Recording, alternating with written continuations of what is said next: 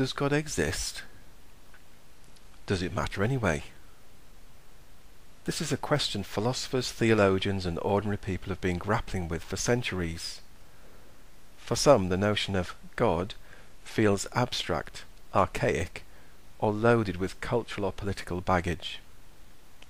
For others, it simply feels irrelevant, something that only seems to have meaning or significance for those with a religious disposition. Existentialists take the question seriously. After all, they're concerned with answering questions such as, who am I? Why am I here? What is the purpose of life? Many are atheists and draw bleak conclusions. We are here purely by chance, a cosmic accident. One day, our solar system will die, we will die with it, and there will be nobody to remember or care that we even existed. I believe this is an honest appraisal of life without God. It leads to some startling conclusions. If there is no God, there is no absolute truth, no absolute right or wrong, no absolute meaning to anything. The only meaning is that which we make for ourselves. We create values and worthy causes or bury ourselves in everyday activity to avoid facing the inevitable angst. I find it difficult to get away from this conclusion if I hold the view that God doesn't exist. I can of course do things that feel meaningful. I can do things that others find meaningful too. For example, I can use my talents to contribute to the wider family, society or world. These things feel culturally important, intuitively right, personally fulfilling, the best way to build a happy world. The underlying problem persists, however, as if nagging in the background of our consciousness. It surfaces occasionally, for example with the birth of a new baby, midlife crisis, the death of a close one, poverty, or war. What does all this mean? Why are things as they are? Is there anything more to life than this? I too will face death. What will make my short life worthwhile? Existentialists pose a stark challenge. Life is meaningless. Our efforts to avoid this reality are defensive, delusional, and futile. There is no ultimate point to anything.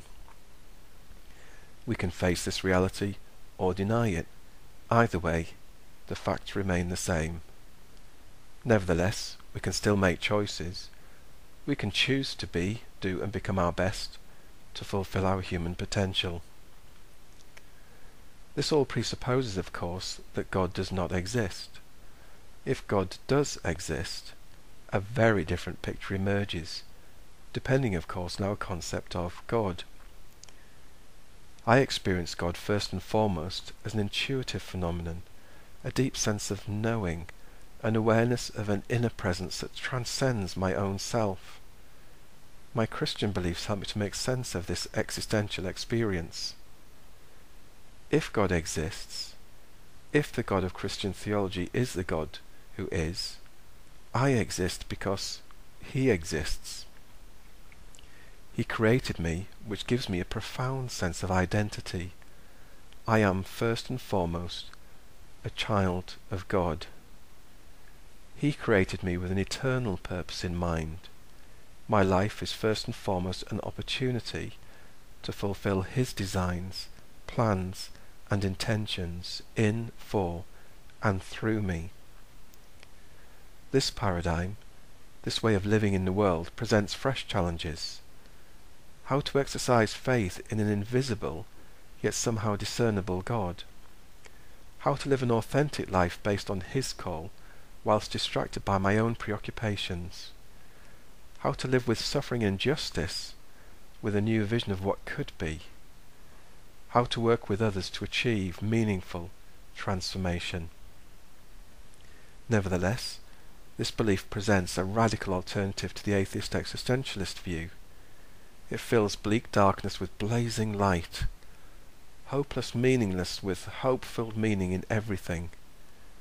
It isn't wishful thinking, an attempt to avoid existential nihilism. It's a profound revelation of truth and reality, a relationship that calls me beyond myself into amazing possibility.